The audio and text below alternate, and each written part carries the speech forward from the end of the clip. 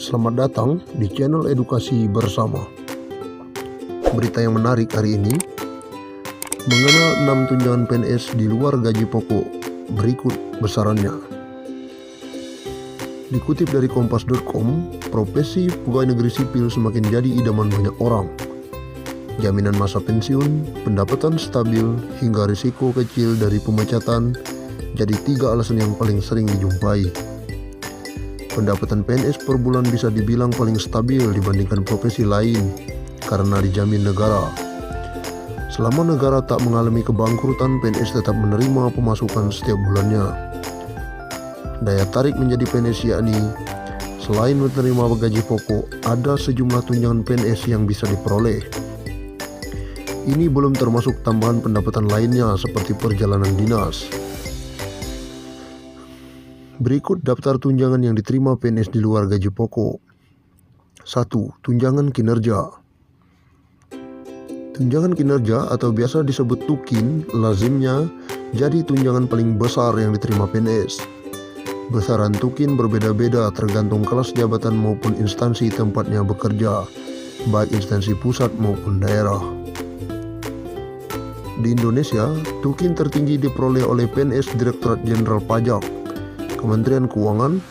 Tukin PNS DJP diatur dalam Perpres nomor 37 tahun 2015, di mana tukin tertinggi sebesar Rp99.720.000 untuk level jabatan struktural eselon 1 dan peringkat jabatan 26. Tukin terendahnya ditetapkan sebesar Rp5.361.800 untuk level paling rendah yakni jabatan pelaksana atau peringkat jabatan 4.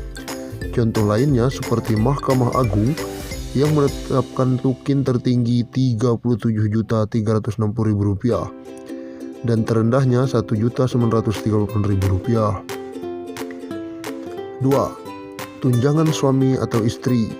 Besaran tunjangan suami atau istri diatur dalam PP nomor 7 tahun 1977. Disebutkan bahwa PNS yang memiliki istri atau suami berhak menerima tunjangan istri atau suami sebesar 5% dari gaji pokoknya. Halaman berikutnya. Sementara jika suami dan istri sama-sama berprofesi sebagai PNS,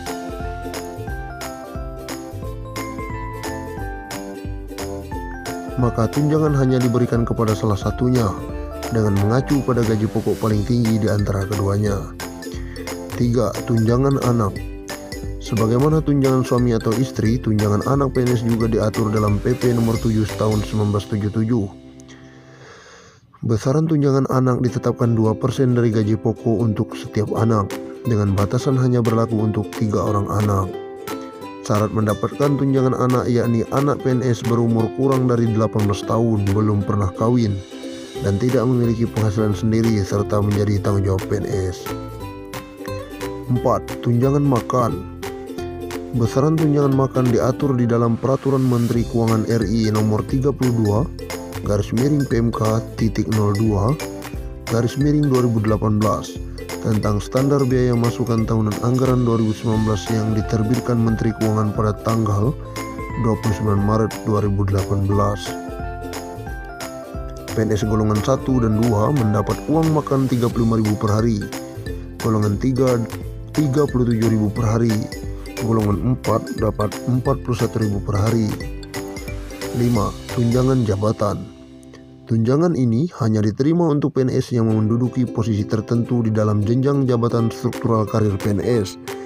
Artinya, tunjangan ini hanya diberikan bagi PNS di jenjang eselon. Pemberian tunjangan jabatan diatur dalam Peraturan Presiden Republik Indonesia nomor 26 tahun 2007 tentang tunjangan jabatan struktural.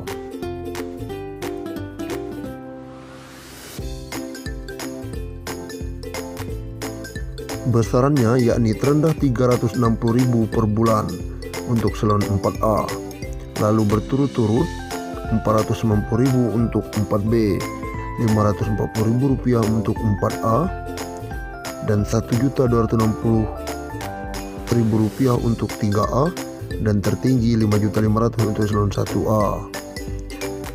6. Perjalanan dinas. PNS dikatakan sebagai profesi yang sering merasakan perjalanan dinas keluar kota, bahkan terkadang keluar negeri. Setiap melakukan perjalanan dinas, PNS akan mendapatkan uang saku yang lazim dikenal sebagai surat perintah perjalanan dinas.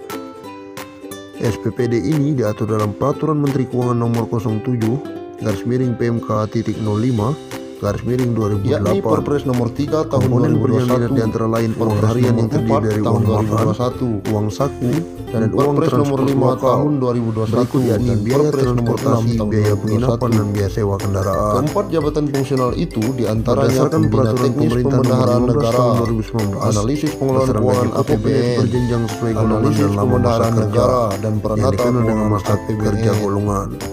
Pegawai negeri Berikut gaji sipil yang PNS untuk diangkat golongan 1 ditugaskan hingga secara 4. penuh dalam jabatan Hitungan fungsional gaji dari Pembina paling Teknis rendah Pembendaharaan hingga Negara, tertinggi diberikan tunjangan disesuaikan Pembina berdasarkan Teknis masa kerja atau Perbendaharaan NKG Negara mulai setiap dari kurang bulan. dari 1 tahun hingga 27 Pasal 2 tahun. Perpres Nomor 3 Tahun 2021.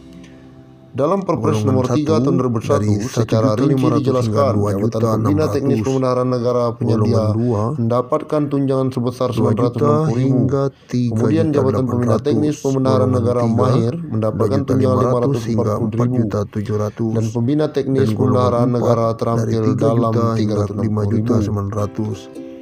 Dalam Perpres Nomor 4 rekrutmen dijelaskan CPNS jabatan terbaru fungsional berdasarkan analisis data dari Badan pengelolaan Keuangan Nasional keuangan atau APBN yang BKN. terdiri dari Informasi yang dibuka dalam seleksi CPNS analisis pengelolaan keuangan APBN 2019 ahli berjumlah media mendapatkan tunjangan 196.682 1.380.000. Rinciannya Kemudian analisis pengelolaan keuangan APBN ahli muda mendapatkan dan 1.100.000. 159.250 Dan analisis pengelolaan di keuangan instansi APBN daerah. ahli pertama 3 mendapatkan profesi besar yang dibutuhkan pada penurunan 540.000. CPNS kali ini adalah guru, tenaga kesehatan, dan tenaga teknis fungsional.